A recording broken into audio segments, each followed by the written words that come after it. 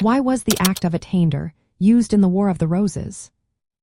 Imagine a time when kings and nobles fought fiercely for control of England. The War of the Roses was a brutal struggle between the houses of Lancaster and York. During this chaos, rulers needed quick ways to deal with enemies. One of these tools was the Act of Attainder. This was a law passed by Parliament that declared someone guilty of serious crimes like treason without a trial. It was a way to punish enemies swiftly and decisively. When someone was attainted, they could lose their land, titles, and even their lives. Their family could also be affected because the law included something called corruption of blood. This meant their heirs could not inherit their property or titles. This was a powerful move to weaken rival noble families permanently. The Act of Attainder also helped rulers bypass the usual legal protections nobles had. Nobles often had special privileges that protected them from harsh punishments.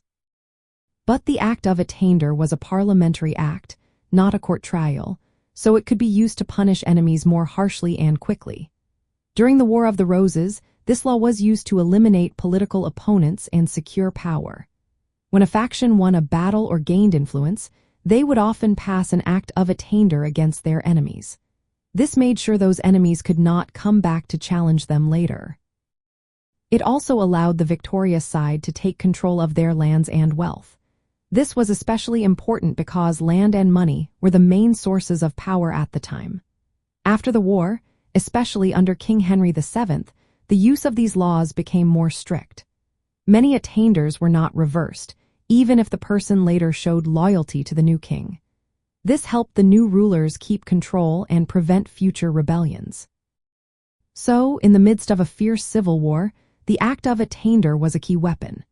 It helped rulers punish enemies, take their wealth, and stop their families from rising again. It was a way to make sure the chaos of the War of the Roses ended with the victory of one side and the strengthening of royal authority.